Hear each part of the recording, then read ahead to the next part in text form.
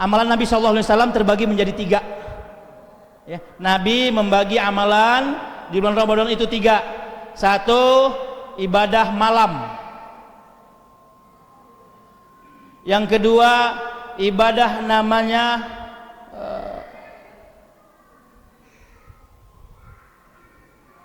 sahar. Sahar itu 20 sampai 30 menit sebelum subuh.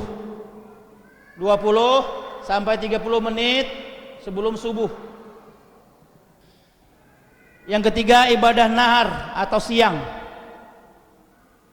Oke, pahami ini dulu nih ya, agar kemudian kita bisa rapi nanti beribadah, nggak berantakan, nggak semaunya. Oke, nah ketika kita masuk bulan Ramadan, ini dulu nih amalan. Ini udah mulai serius nih. Ibu siapa bu? Yang baju merah minum mulu, mentang-mentang ustadznya aus.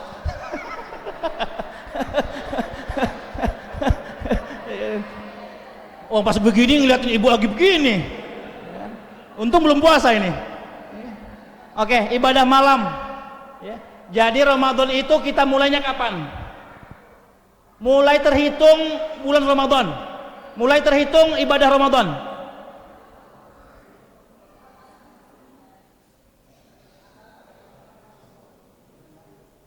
Amal Ramadan itu terhitung mulai udah berapa tahun Ramadan?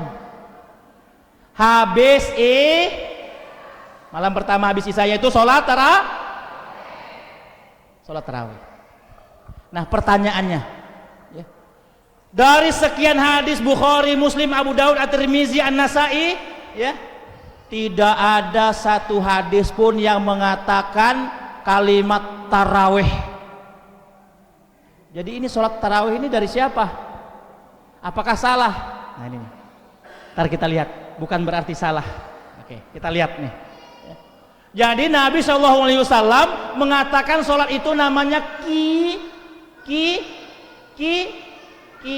siapa nih? Kiki apa? Qiyam. Ya.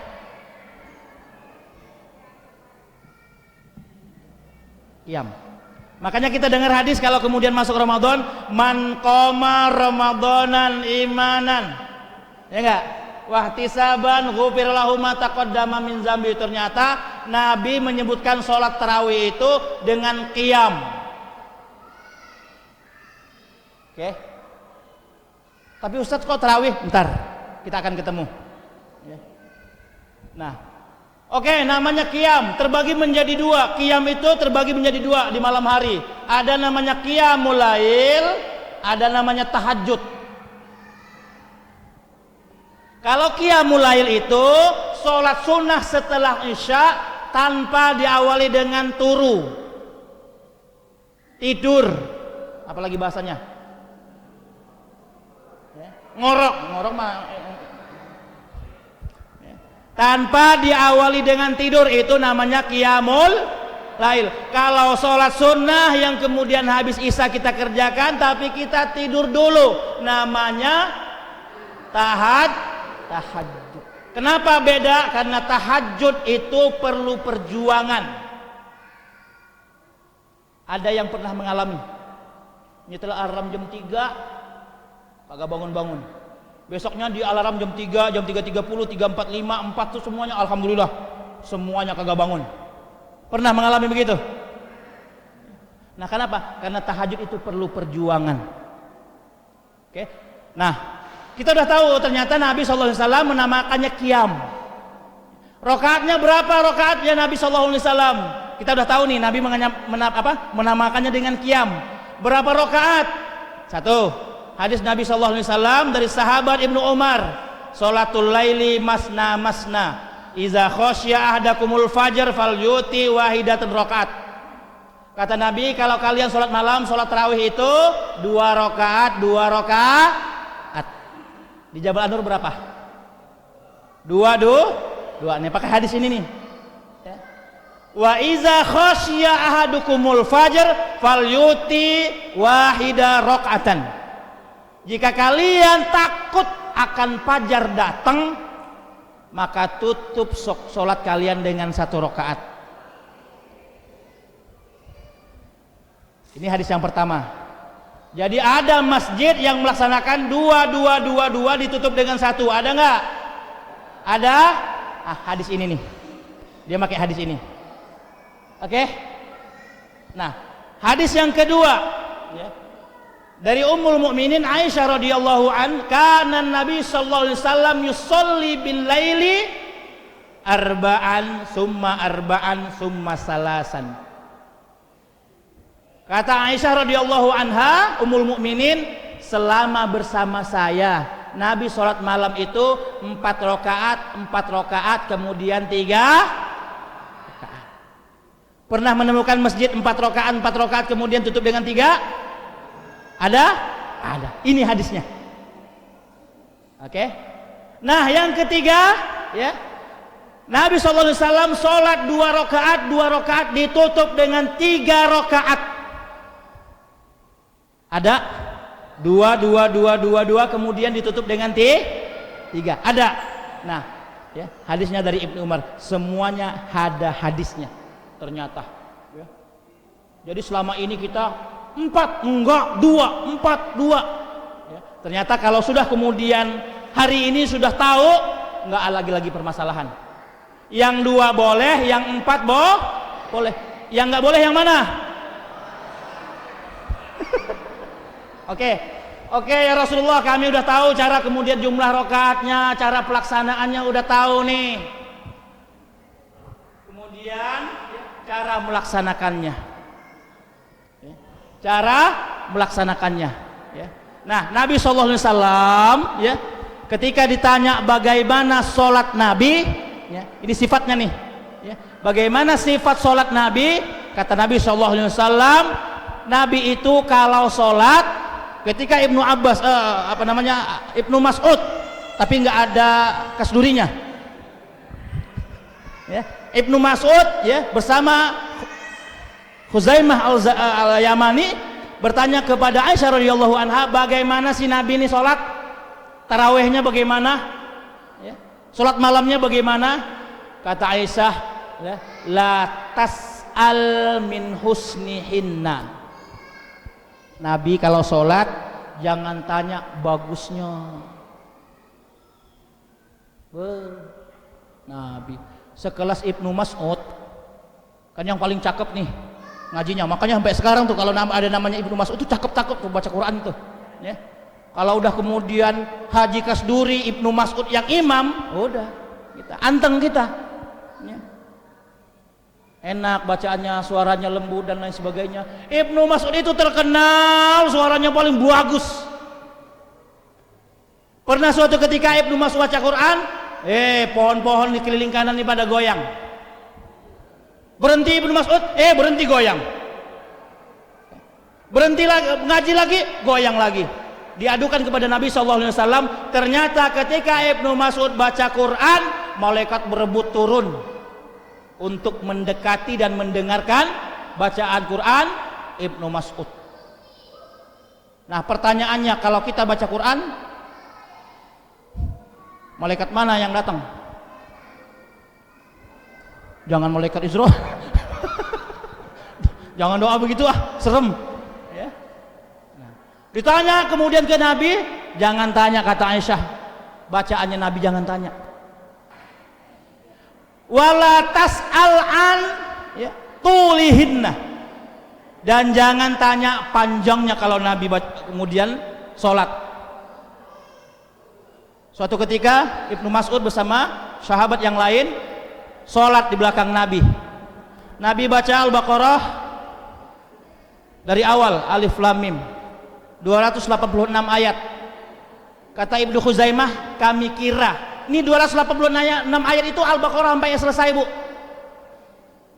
Kalau 1 jam kurang lebih. Kalau kita kemudian ke Jakarta balik lagi tuh masih belum selesai tuh.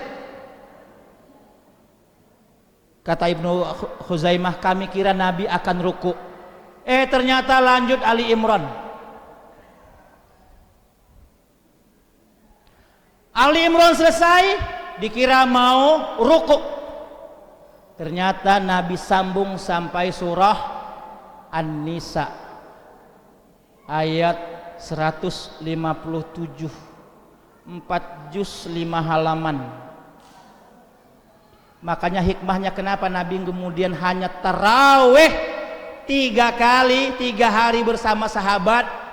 Satu hikmahnya ya, Nabi memperpanjang bacaannya ketika dia tarawih sendirian di rumah. Yang kedua, Nabi nggak mau mengganggu kekhusyuan sahabatnya. Jadi tarawihnya Nabi itu masya Allah santai.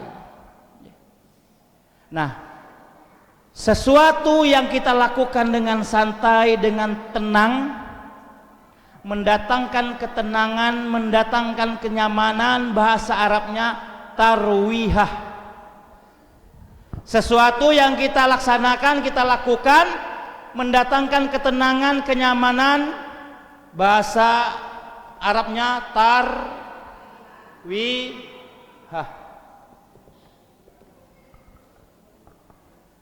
Lakukan 2 rakaat, Assalamualaikum warahmatullahi, Assalamualaikum warahmatullahi, tenang, nggak buru-buru. Lakukan lagi, bangkit lagi, 2 rakaat lagi, tenang lagi, imamnya juga kemudian tenang bacaannya, enggak kemudian membuat jamaah gemetaran gara-gara belum selesai ruku udah sujud. Dilakukan 2 kali 2 rakaat ya, berubah kalimatnya menjadi tarawih. Jadi tarawih itu bukan nama sholatnya, tetapi sifat sholatnya. Ulama kemudian menisbatkan dengan sifat sholat ini dengan namanya tarawih untuk mengingatkan kepada kita semua, kalau kita sholat tarawih ojo ke susu. Mudeng ora ojo ke susu. Jangan buru-buru, tenang.